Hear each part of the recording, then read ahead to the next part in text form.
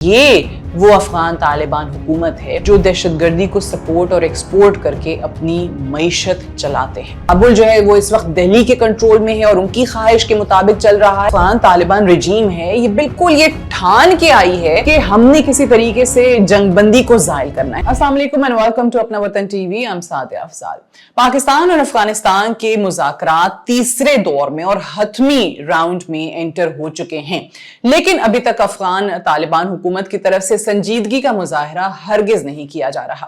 اگر آپ دیکھیں تو اس سے پہلے بھی جو دو راؤنڈز ہوئے اس میں آپ کو چلیں ایک میں تو سیز فائر ہو گیا، دوسرے میں بھی بہت زیادہ تاخیری حربے استعمال کیے جاتے رہے اور آخری دن ایسا لگ رہا تھا کہ جب بالکل ڈیڈ لاک آ چکا ہے اور تعلقات بالکل خراب ہو چکے ہیں اور اب بات آگے نہیں بڑھے گی، اس وقت جو ثالث ہیں قطر اور ترکی، ان کی درخواست پر دونوں فریقین ٹیبل پر واپس آتے ہیں اور جنگ بندی کو کنٹینیو رکھنے پر اتفاق کیا جاتا ہے۔ ساتھ ہی ساتھ یہ جو ایک ویریفیکیشن کا میکینزم ہے، مانیٹرنگ ہونی چاہیے، کہاں سے کیسے حملے ہو رہے ہیں، اس پہ بھی اگری کیا جاتا ہے، لیکن obviously اس کے ٹی او آرز کیا ہوں گے، اس کے اسپیسیفیکیشنز کیا ہوں گی، کیسے یہ نظام جو ہے کام کرے گا، اس پہ بات ہو رہی ہے۔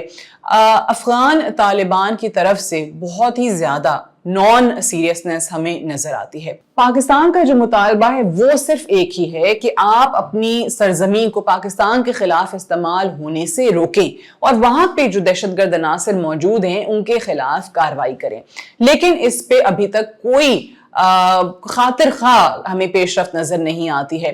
دوسری طرف ایسا لگتا ہے کہ یہ جو افغان طالبان رجیم ہے یہ بالکل یہ ٹھان کے آئی ہے کہ ہم نے کسی طریقے سے جنگ بندی کو زائل کرنا ہے۔ جو سیز فائر ہوا ہے اس سے ہم نے راہ فرار اختیار کرنی ہے، اب اپنی مرضی سے ہے یا بالکل کابل جو ہے وہ اس وقت دہلی کے کنٹرول میں ہے اور ان کی خواہش کے مطابق چل رہا ہے، لیکن راہ فرار یعنی اسکیپ حاصل کرنے کی کوشش کی جا رہی ہے افغان طالبان حکومت کی طرف سے۔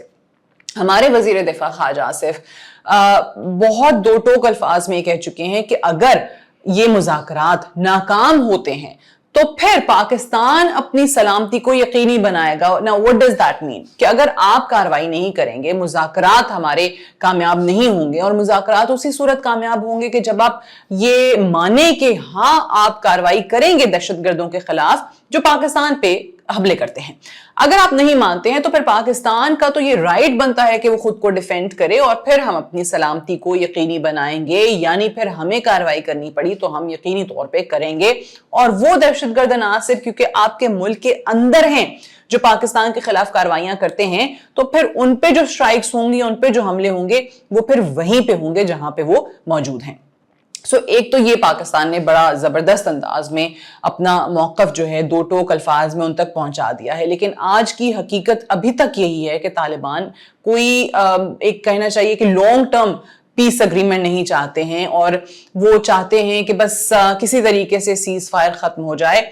اور ہمیں اس وقت دباؤ کا سامنا تو ہے، ظاہر ہے طالبان تو یہ سوچ رہے ہیں نا کہ ان پہ ثالثوں کا دباؤ ہے، قطر کا دباؤ ہے، ترکی کا دباؤ ہے، ان کو وہ انکار کر نہیں سکتے، ویلنگنس ہے نہیں، سیریسنس ہے نہیں سیز فائر کے لیے، سو اگریمنٹ تو کر لیا ہے لیکن اب نکلنا کیسے، یہ بڑا ان کے لیے مسئلہ بن گیا ہے۔ اور یہی وجہ ہے کہ وہ سیز فائر کی خلاف ورزی گزشتہ روز ہوئی بھی، چمن بارڈر پہ افغانستان کی طرف سے پاکستان پہ فائرنگ ہوئی ہے اور ظاہر ہے اس کا سیکیورٹی فورسز نے بڑا زبردست اور مؤثر جواب بھی دیا ہے۔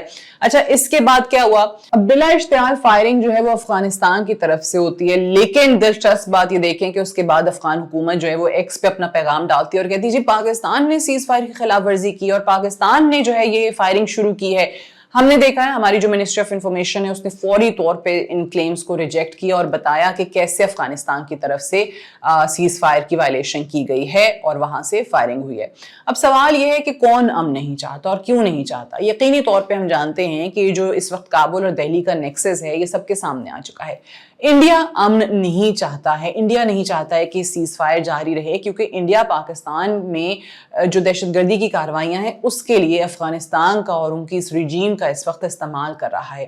کہیں کسی صورت بھی اگر آپ یہ دیکھیں کہ انڈیا کی کوششیں یا ان کی خواہشات اس کے برعکس جا رہی ہیں تو وہ غلط ہوگا۔ اگر آپ کو ایک چیز ابھی بھی نہیں سمجھ آ رہی تو ان کا میڈیا اٹھا کے دیکھ لیجئے۔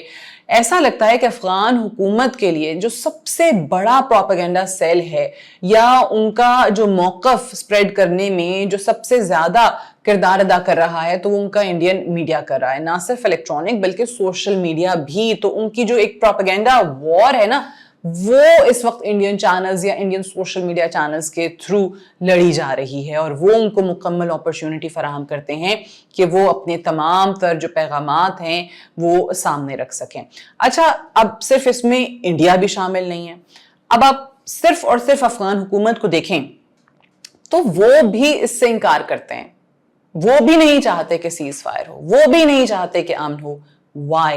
Because یہ وہ طالبان ہیں جنہوں نے ہمیشہ اپنی اکانومی چلائی ہے یا اپنے آپ کو سپورٹ کیا ہے، اپنی معیشت کو سپورٹ کیا ہے، کیسے؟ دہشت گردی کو سپورٹ اور ایکسپورٹ کر کے. سو یہ تو خود بھی نظریاتی طور پہ اسی دہشت گردی کے ساتھ ہیں. یہ ہمیشہ سے اس کو سپورٹ کرتے آئے ہیں تاکہ ان کی معیشت کو سہارا ملے.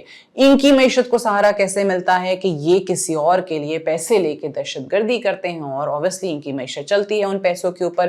سو باقاعدہ طور پہ جو ایک اس وقت انڈین حکومت کہہ لیجئے، انڈین اسٹیبلشمنٹ، انڈین ایجنسیز کہہ لیجئے، تو ان کی ہمیشہ کوشش یہی رہی ہے کہ پاکستان میں instability who.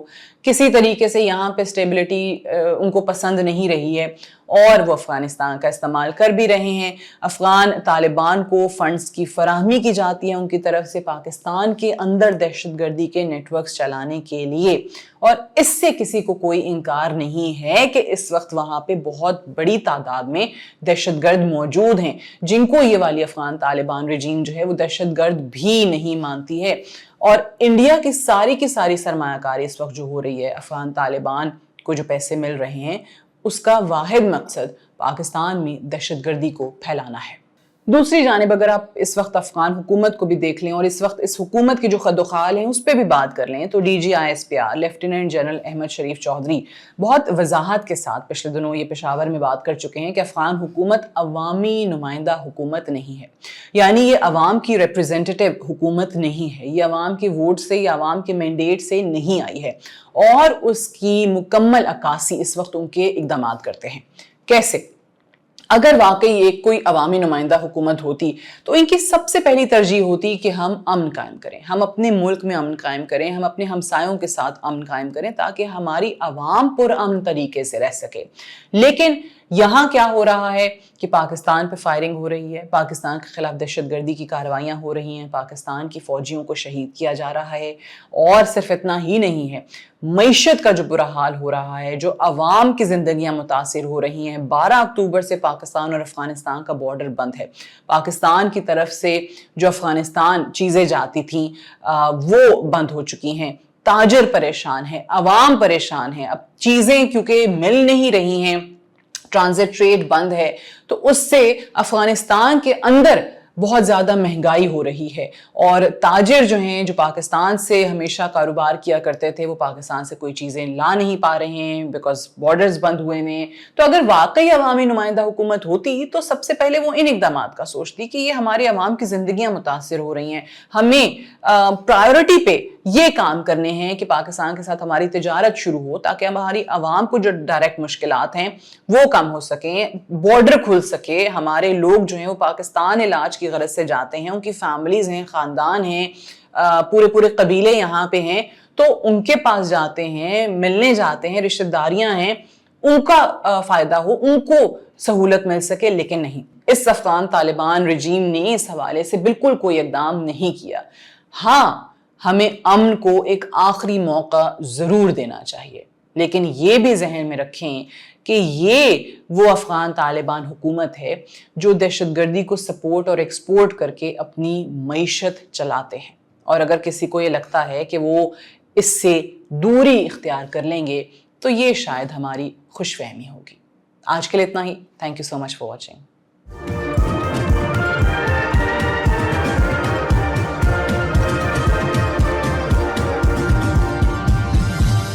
You are watching Apna Watan.